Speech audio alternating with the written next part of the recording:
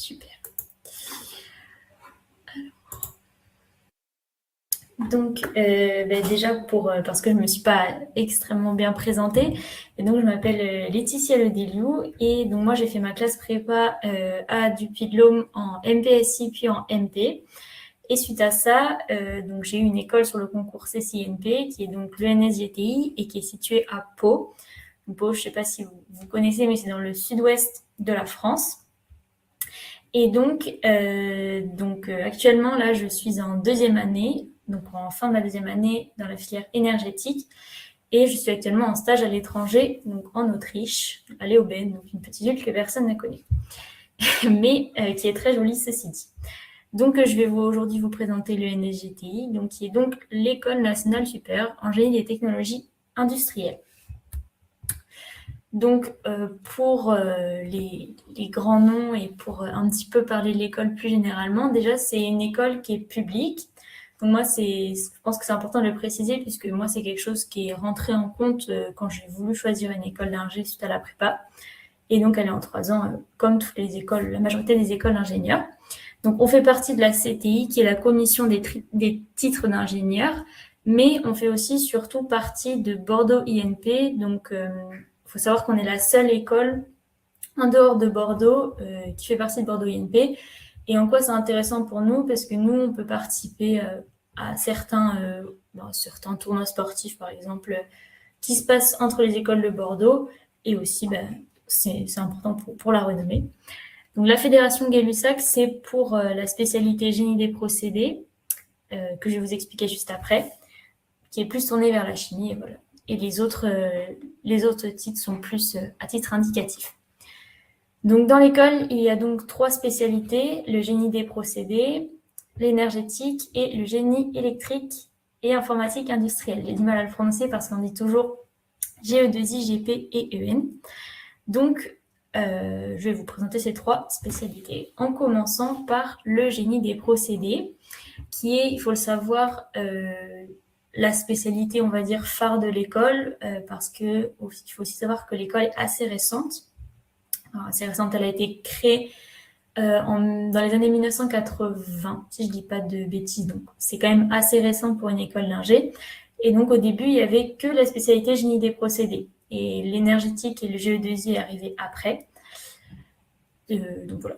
Et donc, en quoi consiste le génie des procédés? Donc, de manière, on va dire, théorique, c'est concevoir, dimensionner et faire fonctionner les unités de transformation de la matière et de l'énergie. Donc, concrètement, moi, ça ne me parle pas trop.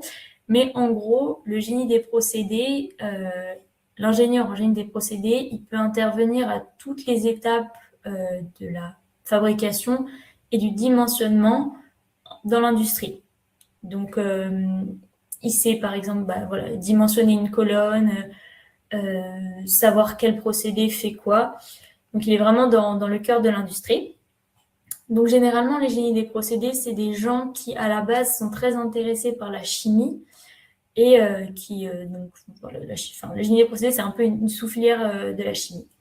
Donc, c'est pourquoi les secteurs d'activité majoritaires des ingénieurs en génie des procédés, c'est l'industrie chimique, mais aussi d'autres énergies, comme on voit, ou encore le traitement de l'eau qui fait partie, en 3e année, il y a une spécialisation qui s'appelle PE, dont je parlerai plus tard, et qui est spécialisée dans le traitement de l'eau. Et donc voilà, donc les ingénieurs génie des procédés sont aussi des fois en R&D. Donc qu'est-ce que la R&D? C'est en recherche et développement, donc c'est plus en bureau d'études. Donc voilà, globalement, ils sont soit en bureau d'études, soit en industrie. Donc voilà pour le génie des procédés. Donc ensuite, je suis plus à même de vous parler de l'énergétique. Donc encore une fois, de manière théorique, comme vous pouvez le lire, l'énergétique, c'est quoi? C'est concevoir, dimensionner et faire fonctionner les unités de conversion, de stockage, de distribution de l'énergie fossile ou renouvelable. Bon, concrètement, moi j'ai choisi cette filière. Pourquoi? Parce que je voulais une école, une filière tournée vers les énergies renouvelables. Donc en gros, un ingénieur énergéticien, il peut travailler dans les énergies renouvelables, quelles qu'elles soient. C'est ce qu'on voit dans les secteurs d'activité, donc le solaire, l'éolien, la géothermie, etc. Mais aussi dans le fossile.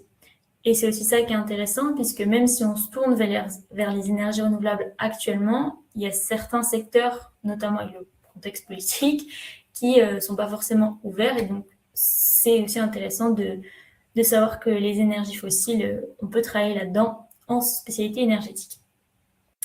Donc, quels sont nos métiers? Donc, ingénieur efficacité énergétique, énergie renouvelable.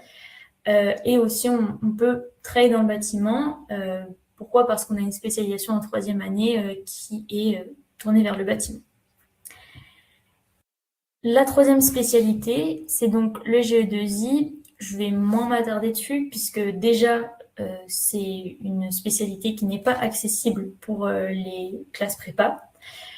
Et deuxièmement, puisque je ne suis pas très informée dessus, puisque les GE2I sont très peu, qui sont un petit peu, on va dire, en dehors que la spécialité est en dehors des génies des procédés et des EN, et que la spécialité est en cours de développement, elle est très récente, les premiers diplômés datent d'il y a 2 ans.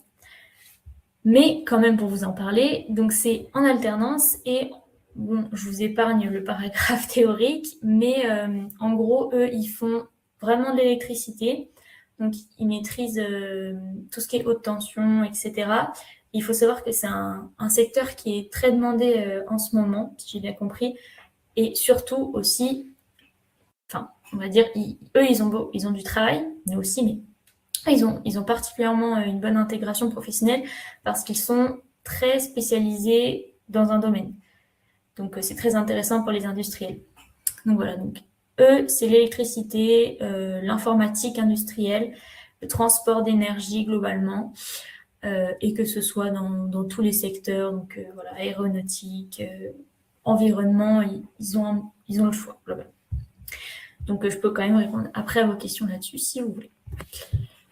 Donc, qu'est-ce qui nous différencie des autres? Alors, on a une insertion professionnelle, en tout cas une moyenne d'insertion professionnelle qui est supérieure, un pourcentage d'insertion professionnelle, pardon, qui est supérieur à la moyenne nationale. Donc, c'est quand même important de le savoir. Donc, l'excellence de la formation, je vous en parlerai après. Il faut aussi savoir qu'on est une petite école. Ça peut être un avantage comme un désavantage pour certains, mais personnellement, pour moi, c'est quelque chose qui est rentré en compte. Il faut savoir que, par exemple, notre promo, donc ma promo et celle avant nous, on est vraiment des toutes petites promos. On est 25 en énergétique, à peu près pareil en génie des procédés, et les GE2I sont environ 15. Mais là, la promo cette année, qui sont plus nombreux, ils sont 50, quoi. Voilà, donc ça reste des très petites promos. Donc, on a aussi un parcours à la carte, comme je vous l'ai dit, parce que on a les choix de 3e année, mais aussi pour d'autres raisons que je vais vous préciser. Les locaux viennent d'être refaits. Je vous montrerai des photos juste après. Ils ont été refaits il y a 3-4 ans. Donc voilà. Et bien sûr, la vie en école d'ingénieur est assez riche. Donc, je vous parlerai de ça juste après. Donc, je reviens sur l'insertion professionnelle. Donc, déjà, pour parler des chiffres, comme on le voit à droite, comme je l'ai dit, on a un taux d'insertion professionnelle de 83% qui est donc supérieur à la moyenne, on va dire, nationale, parce que la CGE, c'est la Confédération des grandes écoles, si je ne dis pas de bêtises. Donc, en gros, ça représente quasiment toutes les écoles d'ingé de France, si je ne dis pas de bêtises. Et la FGL, c'est la Fédération Gay-Lussac, et donc ça, c'est tout ce qui est chimie. Donc, c'est les écoles de chimie, donc c'est pour les génies des procédés. Donc, on en déduit que ce soit en énergétique ou en procédé, on a un meilleur taux d'insertion professionnelle. Bon, les salaires bruts moyens, peut-être que ça vous parle, moi ça ne me parle pas encore pour l'instant, mais si ce chiffre vous parle, je pense qu'il est bon. Et donc, sur le sondage qui a été fait, il faut savoir que en moyenne, les personnes ont trouvé leur premier emploi en moins d'un mois, ce qui est très rapide. Le sondage date de 2024, donc c'est très bon. Il faut aussi, on n'a pas encore les données de cette année et de l'année précédente. Elles arrivent et elles seront à remettre dans le contexte aussi actuel. Et donc, globalement, quels sont les secteurs dans lesquels on va? Et bien, forcément l'énergie, puisque en génie des procédés ou en énergétique, on peut aller dans l'énergie. Bien sûr, il y a une grande part d'industrie chimique, comme j'ai dit, puisque, encore une fois, les génies des procédés sont plus tournés vers la chimie. Je le dis, mais je pense que je me ferai taper sur les doigts par les génies des procédés, parce qu'ils font de la chimie, mais ils font pas de la chimie pure comme on en fait en école de chimie pure. C'est aussi important de le comprendre pour les PC qui regarderaient ça. Je ne l'ai pas précisé, mais il faut savoir que la filière énergétique est accessible pour les MP seulement. Non, les MP et les PSI, pardon. Donc la filière énergétique est accessible pour les MP et les PSI, mais par contre, la filière génie des procédés n'est accessible que pour les PC. En prépa, bien sûr, les gens qui viennent de licence, etc., peuvent aussi avoir accès, mais quand on vient de classe prépa, c'est comme ça qu'on peut y avoir accès. Après, donc voilà, pour revenir sur les pourcentages, donc le pharmaceutique, le BTP, c'est des choses qui sont moins importantes, on va dire, mais qui sont quand même des insertions professionnelles pour nous. Alors, pourquoi l'excellence de la formation? Eh bien, parce que nous, on peut le dire quand même, on est très tourné vers la thermodynamique. On dit, la première chose qui est notée, c'est mathématiques appliquées. En première année, on en fait quand même de manière importante, on va dire. Et dans tous les cas, on fait toujours des mathématiques appliquées puisque les maths sont utiles partout, en physique, en informatique, même, on peut même dire, peut-être pas en informatique, mais bon, vous avez compris. Donc voilà, on fait des mathématiques appliquées. On fait aussi pas mal de programmation. On a on fait du Python, on fait aussi du Fortran. En énergétique, en deuxième année, on fait un tout petit peu, mais vraiment un tout petit peu de C++, parce qu'on a un TP, un travail pratique, qui est dessus, mais voilà. Mais sinon, on parlait de la programmation des simulations de procédés et de modélisation grâce à un logiciel qui s'appelle ProSim. Il faut aussi savoir qu'on fait en énergétique de la CFD. Donc la CFD, ça s'appelle c'est la modélisation de fluide. Mais donc de la CFD, c'est quand même c'est quelque chose qui est très fait en industrie. Typiquement, je suis pas en stage en industrie, mais je suis en stage en université. Et là, typiquement, mon sujet de stage, c'est faire de la CFD, donc faire de la modélisation de fluide, créer les géométries des procédés et créer le fluide qui va dessus, donc que ce soit l'eau, l'air, etc., tout fluide que vous voulez. Donc tout ça, c'est aussi très lié à la mécanique des fluides, donc on en fait beaucoup. On en fait en première année, en premier semestre, on fait ce qu'on appelle MMC, donc mécanique des fluides continus. Donc ça permet de voir vraiment les bases très théoriques de la mécanique des fluides. Ensuite, au deuxième semestre de première année, on fait de la mécanique des fluides 1.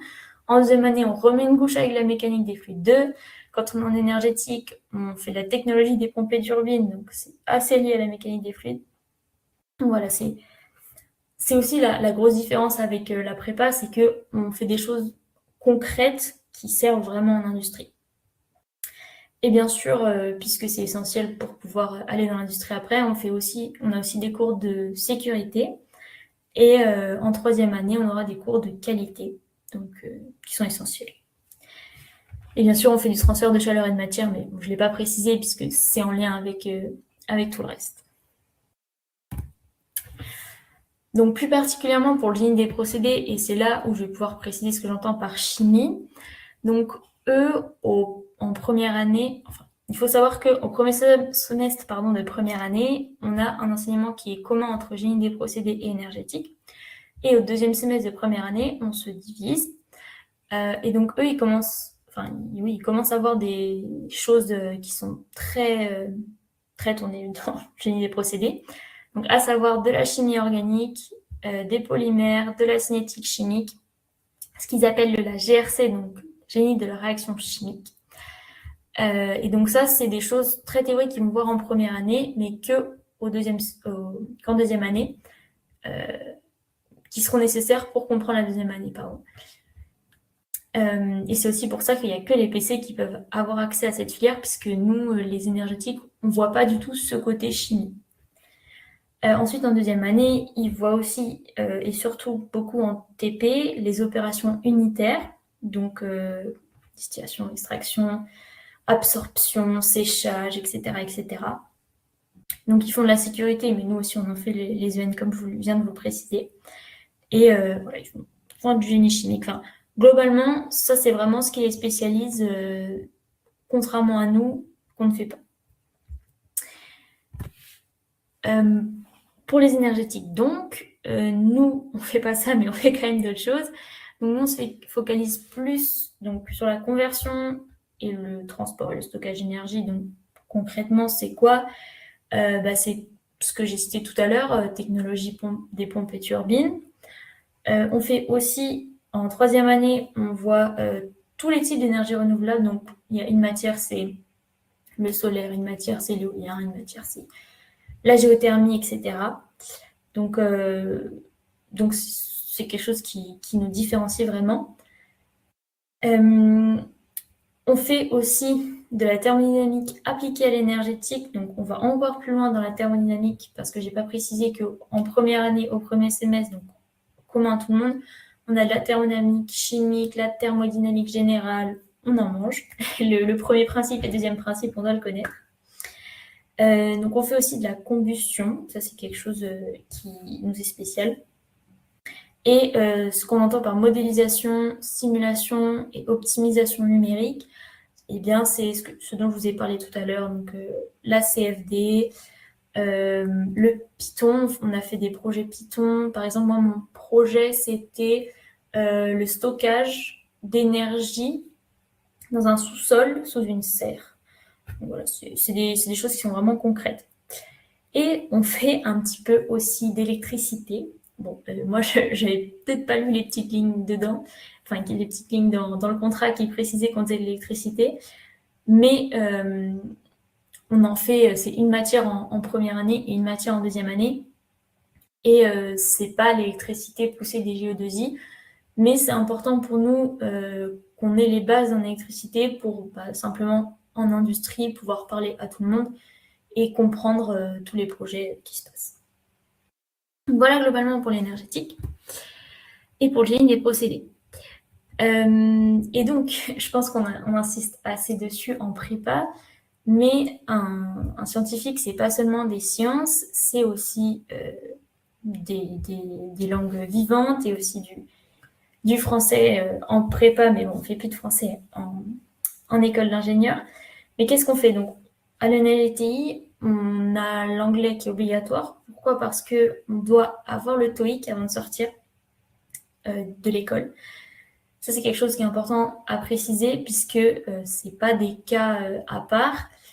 Tous les ans, il y a des gens qui sortent de troisième année et qui n'ont pas leur TOEIC et qui sont pas diplômés avec les copains puisqu'ils n'ont pas le niveau qu'il faut et ils sont diplômés l'année N+1 s'ils arrivent à avoir leur TOEIC dans l'année qui suit.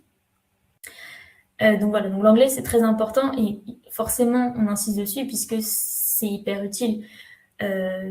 Moi je suis actuellement à l'étranger parce qu'on a une mobilité obligatoire à l'NGTI. Donc sur les 3 ans on doit faire 4 ans à l'étranger. 4 ans, pardon. On doit faire, sur les 3 ans on doit faire 4 mois à l'étranger. Et donc en Autriche on parle allemand et moi je parle pas allemand, donc forcément on parle anglais. Voilà, c'est une évidence qu'on doit parler anglais, mais on ne s'en rend pas forcément compte tout le temps. Et on a aussi la possibilité de faire une deuxième langue. Donc, majoritairement, les gens prennent espagnol, mais on peut aussi prendre allemand et portugais, je crois. Et bien sûr, puisque le but c'est d'aller en industrie, on fait forcément du management, on fait forcément du marketing, on fait aussi de la comptabilité. C'est non négligeable à prendre en compte. C'est non négligeable. On en fait, c'est un cours encore une fois en première année, mais on en fait quand même. Et donc on fait de la RSE, la responsabilité sociétale de l'entreprise, encore une fois, puisque c'est essentiel. Et on fait de la gestion de projet, ça c'est très intéressant, on le voit en deuxième année. Et en fait, le NGTI estime que en sortant de la deuxième année, on a à peu près le niveau ingénieur parce qu'on est capable d'aller en industrie. Et donc, on voit la matière gestion de projet qui permet d'avoir une vision globale de l'entreprise et aussi ce qui permet d'avoir les connaissances pour, à terme, évoluer. Parce qu'un ingénieur ne reste pas tout le temps dans les sciences au fil de sa carrière. Donc voilà pour ça.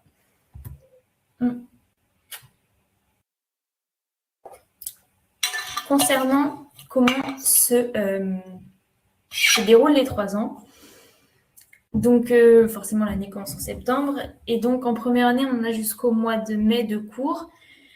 Arrivé au mois de mai, on nous laisse 3 mois, juin, juillet, août, pour trouver un stage, soit en France, donc un stage opérateur, donc en gros soit ouvrier ou alors un petit peu découverte en entreprise, ou alors à l'étranger. Et à l'étranger, on y fait ce qu'on veut. Donc le but, encore une fois, c'est de parler anglais.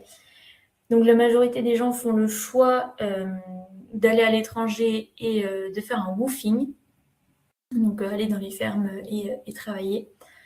Personnellement, j'ai fait le choix l'année dernière de faire un stage d'1 mois dans une entreprise où j'ai fait de l'analyse de données, de la remontée de données sur des compteurs électriques et des compteurs gaz. Donc voilà. En sortant de première année, on a vraiment les connaissances théoriques, mais on n'a pas forcément les capacités pratiques, on va dire, pour vraiment apporter ces connaissances en industrie. Mais c'est quand même intéressant d'apporter son aide dans des projets de type Excel. Bon, typiquement, c'est des projets de type Excel auxquels j'ai participé. Donc ensuite, en deuxième année, encore une fois, l'année dure le même temps. Mais cette fois-ci, on nous laisse 4 mois pour faire donc un stage ingénieur, donc soit encore une fois en industrie, soit en université, et soit en France, soit à l'étranger. Mais globalement, la majorité des gens utilisent ces 4 mois pour faire leur mobilité dont je vous ai parlé juste avant. Donc généralement, les gens font 3 mois puisqu'ils ont fait 1 mois en woofing l'année d'avant. Et voilà. Donc ils font généralement l'université à l'étranger. Aussi pourquoi? Parce qu'il faut être conscient que trouver un stage en entreprise à l'étranger, c'est très compliqué. Tout simplement parce que les pays étrangers n'ont pas vraiment la notion de ce qu'est un stage. Donc ils vous rémunéreront pas forcément, d'après ce que j'ai compris. Donc voilà. Mais ce qu'on sait, c'est que c'est très dur de trouver un stage à l'étranger en industrie. Donc la majorité des gens partent en université. Et donc on a jusqu'à octobre, donc juin, juillet, août, octobre. La 3e année de cours ne dure que d'octobre à fin mars, début avril, et se termine par un stage de 6 mois. Donc sur ce semestre de 3e année, il y a 3 choix possibles. Donc, le premier, le choix de faire une mobilité à l'étranger. Donc c'est aussi donc un semestre à l'étranger, c'est aussi un cas qui arrive. Les gens qui restent en stage en France durant la 2e année et qui vont faire leur mobilité, donc comme ça dure 6 mois, 4 à 5 mois, un semestre à l'étranger, ils auront fait leur mobilité dans ce semestre, et qui ensuite reviennent en France et font leur stage de fin d'études en France. Il y a aussi donc une deuxième possibilité qui est de faire une alternance. Donc comme j'en ai parlé tout à l'heure, moi c'est mon choix, donc j'ai décidé de faire une alternance en France. On n'a pas choisi en France, mais donc comment se passe l'année de 3e année dans ce cas? Eh bien, le premier semestre se déroule en alternance 2 semaines en entreprise, 2 semaines à l'école. Donc c'est un format qui est assez, on va dire, original. Les industriels ne sont pas forcément habitués, si j'ai bien compris, au fait de cette alternance 2 semaines, 2 semaines. Mais le NHDI a fait ce choix pour nous permettre d'avoir une alternance. Et sur le CV, alternance, c'est vraiment bien. Donc voilà, donc dans ce cas, l'alternance se passe comme ça pour le premier semestre. Et le stage de 6 mois se déroule dans l'entreprise dans laquelle on a fait son alternance.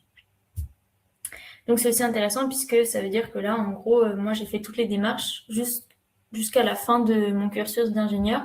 J'ai pas de stage à chercher pour ma fin de cursus.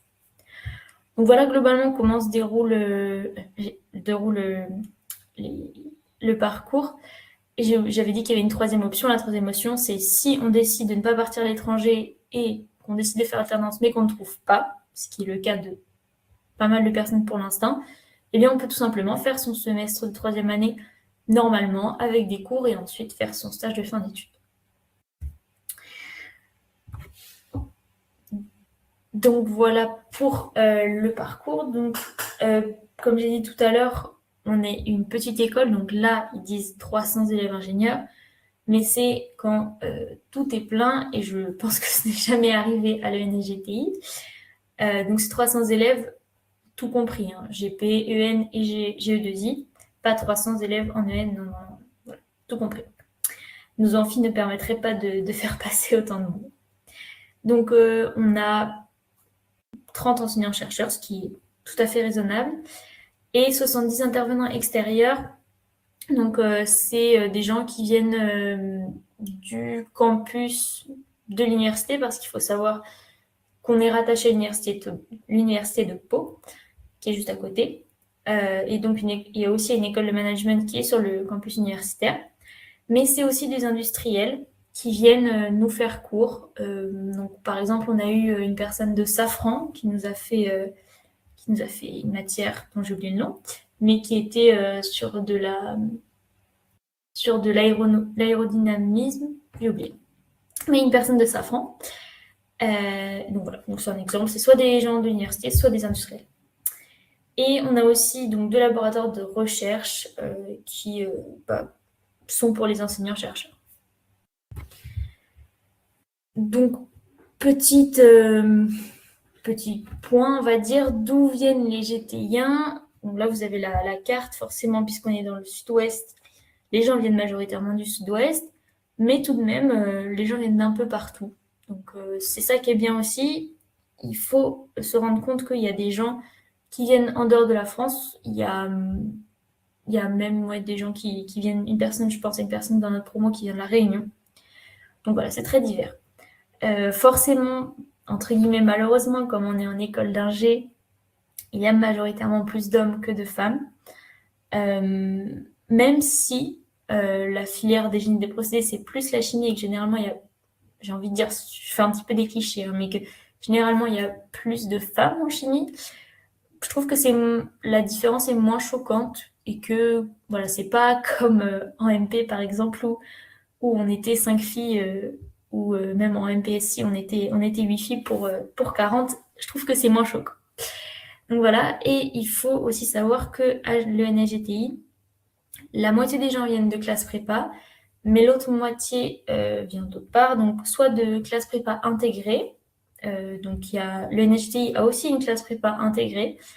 Bon, les rares sont les gens qui restent parce qu'ils veulent généralement plus faire de la chimie pure et ils cherchent à aller dans d'autres écoles. Mais aussi de licence ou d'IUT, il y a quand même beaucoup de personnes qui viennent d'IUT. Donc voilà. Et les gens qui viennent de l'étranger, généralement, ont fait une licence. Et eux sont vraiment très calés, on va dire, je pense en énergétique notamment, sur l'énergétique et sur tout ce qui est concret.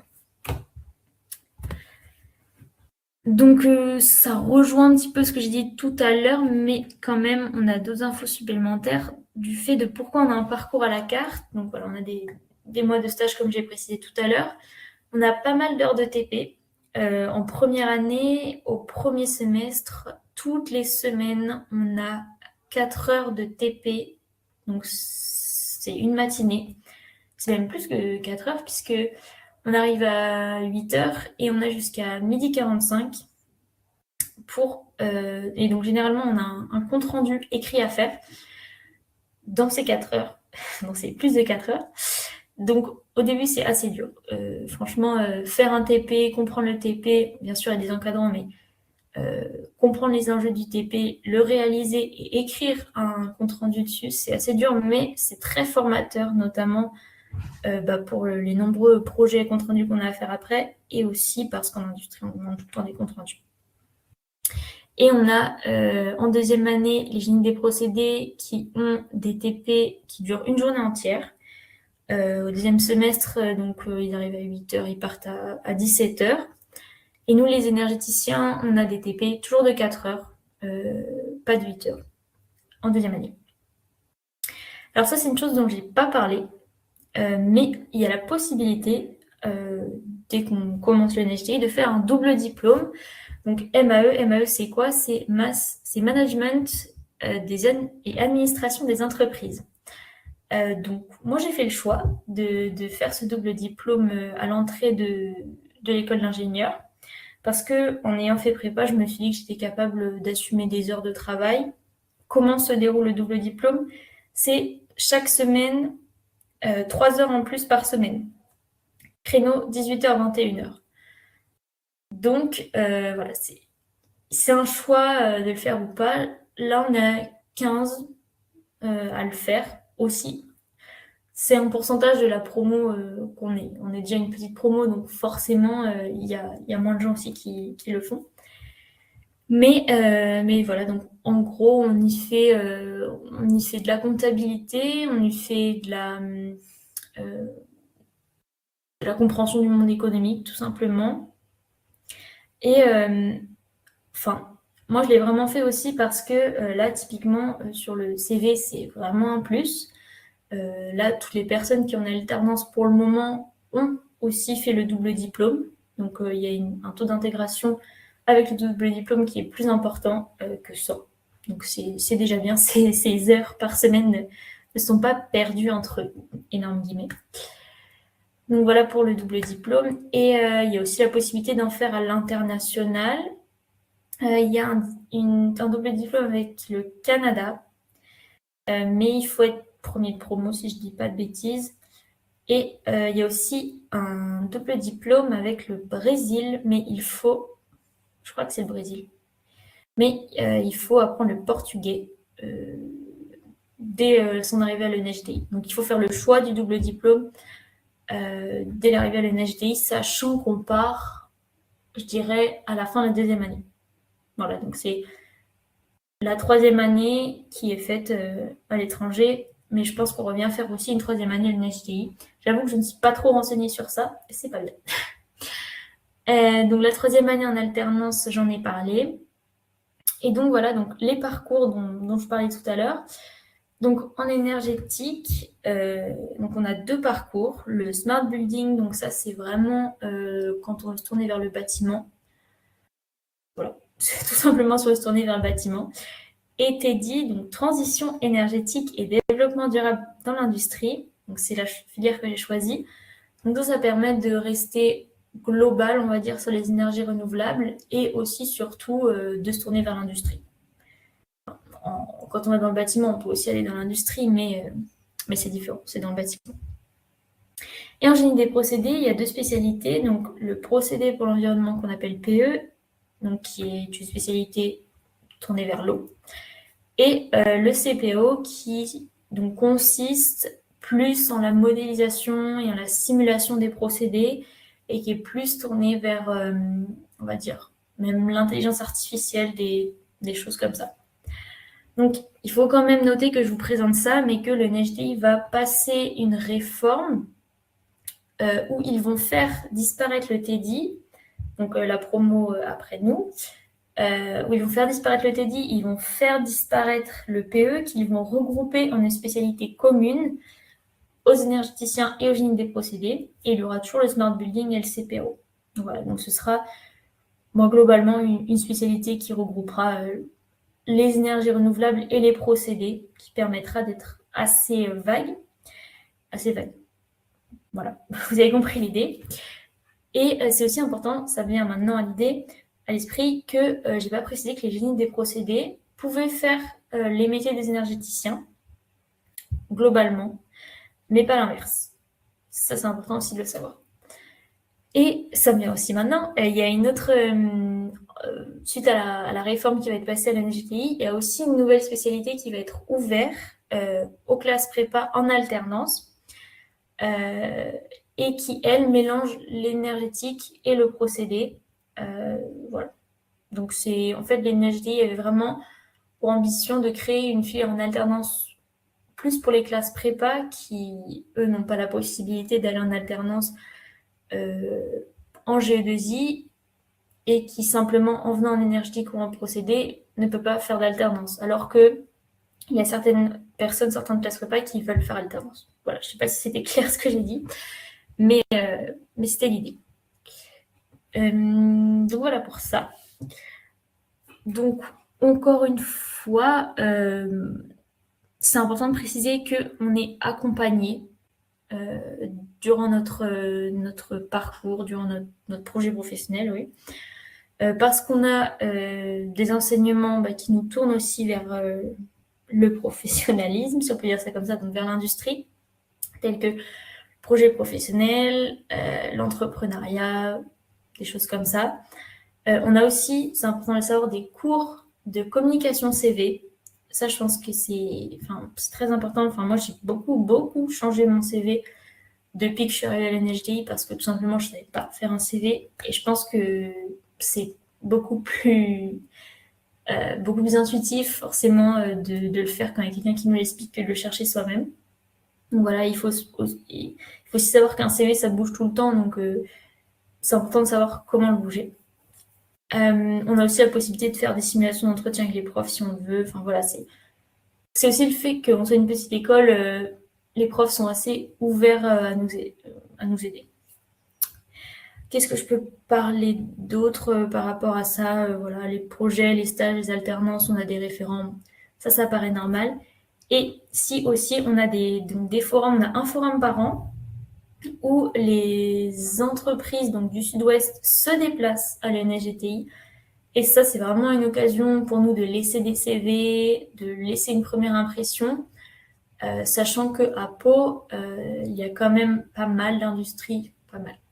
Il y a quand même certaines entreprises qui sont tournées vers notre domaine, l'énergie, le procédé. Il y a Total, qu'on connaît tous, Terega, qui est une filière qui se tourne vers les énergies vertes et qui, elle, fait le transport de gaz dans le sud-ouest.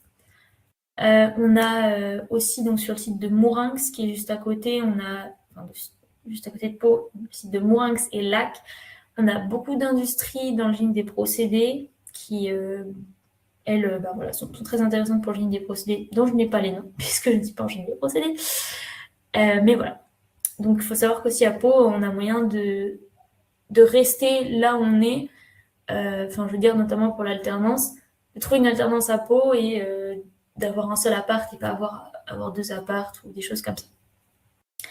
Et aussi, dernière chose, pour l'accompagnement, on a forcément le réseau des anciens, donc ce qu'on appelle l'AAE, qui, lui, est aussi très utile, notamment pour ça, quand on cherche un stage, quand on cherche une alternance, qu'on sait qu'un tel, de telle promo est dans l'entreprise qu'on veut, c'est vraiment facile d'envoyer un message.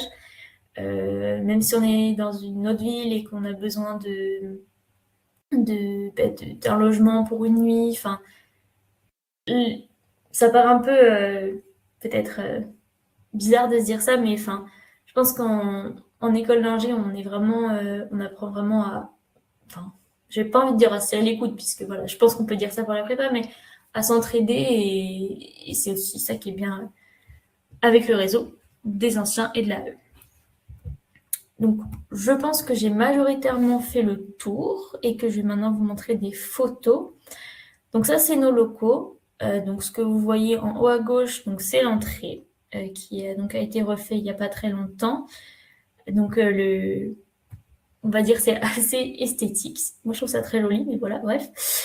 Donc le bâtiment qu'on voit à droite et en bas, c'est notre bâtiment principal. Donc c'est là où on a toutes les salles de cours. Ça peut paraître petit entre guillemets, mais grand aussi parce que c'est sur plusieurs étages, mais et voilà, tout le monde passe là-dedans. Ça, c'est l'intérieur, donc notre hall d'entrée, refait à neuf, c'est ça qui a été refait à neuf. On voit à droite notre foyer, donc qui est le lieu où on se réunit aux pauses, et bien sûr notre salle d'examen, dont on n'a pas trop envie d'aller. Et donc forcément, je ne peux pas faire une présentation d'une école d'ingé sans vous parler de la vie dans une école d'ingé. Donc c'est important de le savoir, on a 3 jours qui sont banalisés dans l'emploi du temps chaque année pour un week-end au ski qu'on appelle le Weski, ce qui nous permet d'y aller 5 jours. On part le vendredi soir et on revient le mercredi soir. Donc c'est aussi un choix de l'ENHTI. C'est aussi quelque chose que je n'ai pas précisé qui est en lien avec ça. Il faut savoir que toute l'année, on fait quand même des très grosses, enfin, de très grosses journées. Les grosses journées, on fait du 8h, 18h assez souvent, il faut le dire. Mais ça nous permet voilà, de libérer des jours pour ce genre d'événement. Ça nous permet aussi d'avoir les vendredis, certains vendredis qui sautent lors des vacances. L'école a mis ça en place pour nous permettre d'avoir des trains qui sont moins chers. Ça, c'est vraiment une bonne initiative. C'est quelque chose que je n'ai pas précisé, mais le jeudi après-midi, tous les jeudis après-midi sont libres parce qu'ils sont réservés quand on est rattaché à l'université, ils sont réservés aux activités sportives, etc. Donc pour revenir sur la vie en tant que GTI1, donc voilà, sinon il y a des courses qui sont organisées à Pau. Donc là, ce qu'on voit en haut, c'est des courses solidaires.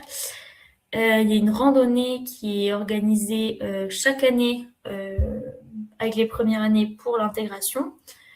Il faut savoir que Pau est à 1 heure des montagnes et 1 heure de la mer, à peu près. Et comme j'ai dit tout à l'heure, on fait partie de Bordeaux INP, ce qui nous permet d'aller à des tournois sportifs, notamment au Cristal, qui se passe à Bordeaux, généralement en mars, et où on affronte les autres écoles de Bordeaux dans certains sports. Et bien sûr, il y a des fêtes. En école d'ingénieur, on est connu pour ça. Donc voilà, il y a 1 mois d'intégration quand on arrive, donc il y a moyen de vraiment connaître du monde et de ne pas être tout seul. Donc voilà, encore des photos. Là, c'est le B2 de l'année dernière. Et les photos du Way, du week-end d'intégration en bas à droite. Et là, on a quelques photos de personnes qui sont parties à l'étranger. Donc voilà. Là, vous avez le site internet de l'ENGTI. Donc, si vous voulez aller voir plus en détail la maquette, exactement nos cours, etc. Bien sûr, pour les petits coups de com', on est sur Instagram, sur LinkedIn, sur Facebook même. Et le mail que vous avez, c'est le mail de notre responsable communication, donc qui peut répondre à vos questions précises, plus en détail si vous le voulez. Donc voilà. Donc moi, je pense que j'ai fait le tour de ce que j'avais à vous présenter. Donc si vous avez des questions particulières, n'hésitez pas. Merci Laetitia. Alors, le temps que Manon éventuellement ait une question, effectivement, ta présentation est particulièrement complète. Du coup, il n'y a peut-être pas de questions tellement tu as tout dit. Non, mais c'était très clair. On voit quand même bien vers quoi ça peut mener. 2 ou 3 questions aussi quand même que j'ai pour laisser le temps à Manon, elle, d'en poser, si elle en a. Petite remarque, il y a Flore qui avait remarqué que la présentation de Lille c'était rapide, du coup elle s'est déconnectée pendant la tienne. Elle s'est habituée à midi à quelque chose de plus court. Juste, alors si, mettons les choses dans l'ordre. Tu as à très juste titre mis en valeur les atouts de ton école. Je me permets donc d'en déduire que tu t'y plais. Oui, bien sûr. Après, forcément, on présente que toujours le côté positif. S'il faut parler des côtés négatifs, c'est une bonne question. Si vous parlez des côtés négatifs, je dirais déjà ce dont j'ai parlé tout à l'heure, beaucoup d'heures de cours. Bon, on se plaint parce qu'on a vraiment l'impression que dans d'autres écoles d'ingénieurs, il y a moins d'heures. Après, est-ce que c'est que on ne sait pas, mais voilà, on a quand même beaucoup d'heures et qui parfois, on estime, peuvent être peut-être plus efficaces, on va dire, mieux construites, entre guillemets. Je pense que c'est le défaut principal que je retirais, puisque comme les journées sont longues et parfois les cours sont pas forcément efficaces, on trouve parfois que c'est parfois frustrant, quoi. Surtout quand, dans mon cas, on fait le double diplôme, où justement après on se dit il faut encore aller en cours de 18h à 21h, voilà. C'est un défaut principal que je tirais de l'école. D'accord. Mais donc, pour le reste, t'es quand même, tu regrettes pas ton choix de l'avoir intégré. Non, non, je pense pas. Enfin, vraiment. Quelle Je conviction voulais une dans école. ce... Non, mais vous me faites réfléchir là. Non mais enfin, après, je voulais une école qui Je était veux pas que tu tournée. termines la soirée en me disant, bon, faut que je plaque tout, c'était n'importe quoi, c'était pas le but. Non mais, bah, enfin, je voulais une école qui était tournée vers les énergies renouvelables. Et c'était pas mon premier choix, c'était mon deuxième choix, donc je trouve ça quand même assez raisonnable. Mais non, globalement, on est content. En fait, on peut toujours se plaindre de tout et forcément, l'herbe sera toujours plus verte ailleurs. Mais il faut être conscient de ce qu'on a aussi. D'accord. Alors, sans chercher à remuer le couteau dans la plaie, c'était quoi ton vœu numéro 1 du coup? C'était l'NC Cube à Grenoble parce que bah, l'NC Cube, si j'ai bien compris ce que j'ai lu, c'était une école qui était assez généraliste dans les énergies renouvelables. Et ben, enfin, vous vous en souvenez, monsieur, enfin, à l'époque, je savais pas ce que je voulais faire. Enfin, je savais que soit je voulais du coup aller en fac de maths, soit je voulais aller dans une école d'ingé, mais voilà, qui était dans les énergies renouvelables. Et donc, comme l'NCQ était très généraliste, je me suis dit, bah, autant aller dans une école généraliste. Donc voilà, c'était pour ça. D'accord. Et donc, voilà, je voulais aussi éventuellement en venir ici. Donc, ce coup-ci, ton dilemme par rapport à la fac de maths, il est tranché définitivement. Oui, enfin, en fait, je pense que, enfin, j'aimais tellement les maths en arrivant en classe prépa que je me suis toujours dit que je voulais faire ça, mais je pense que, en fait, comment dire, je pense que je suis contente d'avoir fait quelque chose de plus, entre guillemets, concret, monsieur, sans vouloir vous Non, il n'y a pas de souci. dénigrer. Voilà, au contraire, au contraire. Mais voilà, pour moi, ça me ressemblait plus quelque chose de concret. Et puis, je pense aussi, enfin, quand je vois du coup les personnes de ma promo qui sont parties en fac de maths, je pense qu'au final, j'aimais pas autant les maths que et peut-être que j'avais moins de facilité aussi parce qu'il faut aussi se rendre compte enfin même enfin, le CAPES, je pense qu'après avoir fait prépa, d'après ce que je comprends, c'est entre guillemets accessible. Mais la grecque, c'est très très difficile. Donc voilà. Je sais pas si je réponds à la question. Non, non, si, bah, si, en partie. Après, il n'y a pas une réponse complète, c'est pas si simple. Mais non, moi, par rapport au fait que tu avais quitté la prépa sans être tout à fait sûr de toi, je te sens quand même plus, ouais, plus certaine d'avoir pris une décision qui te correspond. C'est l'impression que j'ai. Totalement. D'accord. Manon a une question. Elle te demande ton ressenti par rapport à la prépa. Est-ce que cette école, c'est aussi intense? Tu l'as un petit peu évoqué, mais Oui. Ben, juste avant de répondre à la question, je sais pas si vous, pour vous, c'est pareil, mais moi, ma tête est figée. Je ne me vois plus bouger. Mais oui, c'est un je effet. te vois figé. Je me doute que tu dois bouger tes lèvres parce que je t'entends très bien, mais l'image est figée, effectivement. C'est un petit peu Bon, triste. voilà. Bon, désolée, mais c'est pas ma Il y faute. a pas de- Bref, donc pour répondre à la question, non, non, bien sûr, l'école d'ingé, c'est beaucoup moins intense que la prépa, bien sûr. On a du temps pour nous. Enfin, je veux dire, on a nos week-ends, même si il faut pas ne pas travailler. Enfin, en fait, moi, je suis arrivée quand même en école d'ingé en me disant, oh là là, enfin, j'avais peur presque. En fait, je me suis dit, je vais m'ennuyer, quoi. Je suis tout le temps en prépa en train de faire quelque chose. Et puis au final, non, quand même, il faut travailler, mais de manière, on va dire, raisonnable. Enfin, moi, je pense que je travaille comme je travaille en terminale, quoi. Je pense que c'est un bon comparatif parce que voilà, j'ai besoin de travailler le week-end pour pouvoir suivre les cours et faire enfin, suivre les partiels.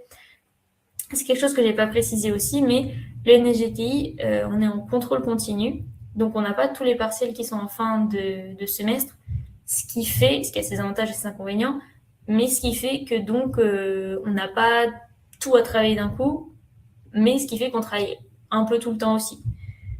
Personnellement, je pense, enfin, je préfère un petit peu travailler tout le temps. Mais voilà. Mais donc, je m'éloigne de la question. Mais non, vraiment, il faut pas penser que le NHTI particulièrement, puisque c'est la question, c'est comme la prépa. Non, non, c'est quand même plus cool. C'est largement plus cool. Mais il faut pas arriver et ne rien faire, quoi. Il faut travailler normalement, on va dire. Et en plus, pour compléter, enfin, j'imagine le fond de la question de Manon, il y avait aussi ton premier ressenti où tu disais il y a quand même des journées bien chargées.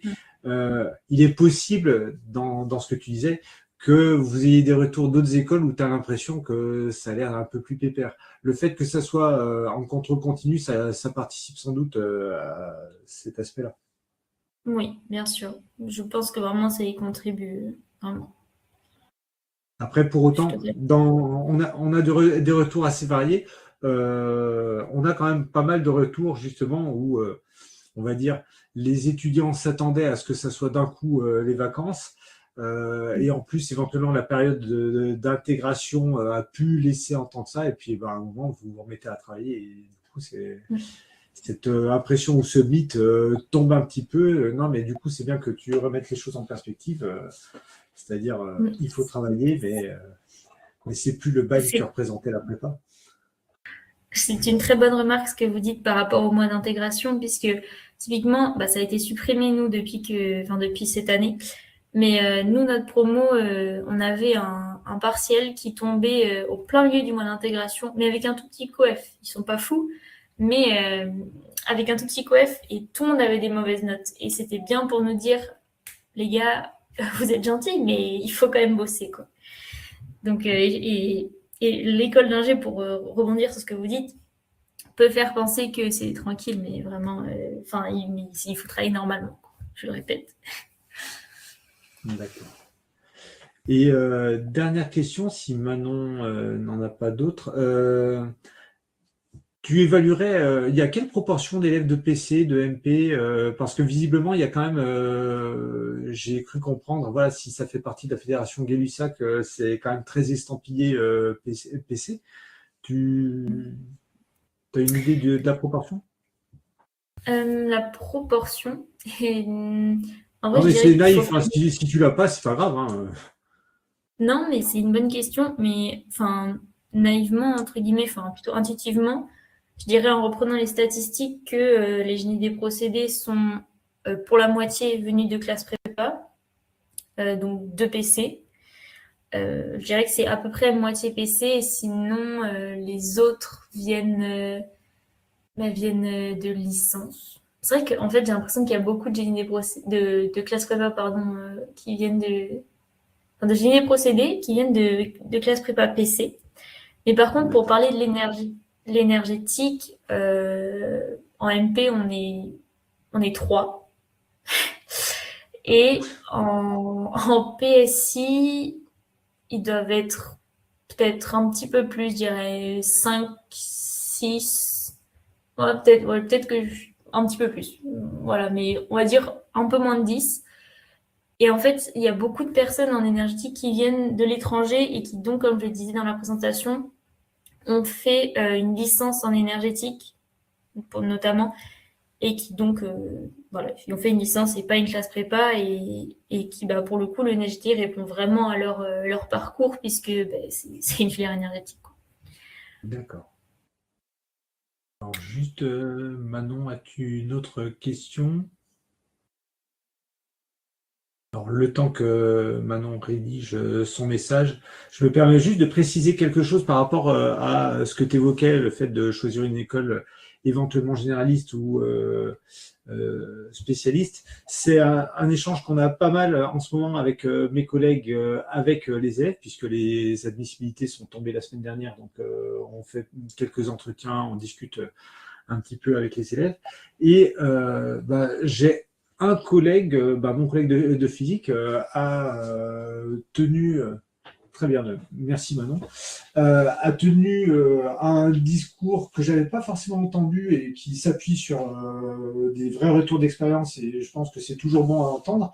C'est-à-dire que j'imagine que tu te disais, bah voilà, une école généraliste, ça ouvre peut-être un petit peu plus de portes, c'est plus sécurisant quand on n'est pas tout à fait sûr de savoir ce qu'on veut faire. Par contre, dès lors que tu sais ce que tu veux faire, en fait, le fait d'avoir un diplôme d'ingénieur avec une coloration école spécialiste, c'est absolument pas quelque chose d'handicapant dans le monde du travail, bien au contraire. C'est-à-dire que quelqu'un qui est spécialiste pourra éventuellement dans son parcours avoir des postes plus management, enfin aller vers quelque chose de moins technique.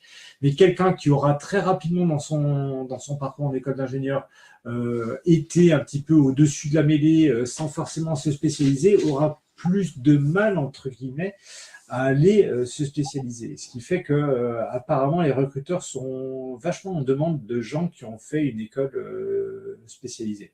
Donc, du moment où tu te dis, bah voilà, c'est quand même les énergies renouvelables, c'est cette filière-là qui m'intéresse particulièrement, il n'est pas dit que le fait d'être dans une école qui est un petit peu spécialisée, et puis enfin visiblement spécialisée sur quelque chose que je trouve extrêmement intéressant, il n'est pas dit que ce soit un handicap pour la suite. Bah, d'ailleurs, c'est ce que tu montrais avec le taux Oui, d'emploi en sortie d'école.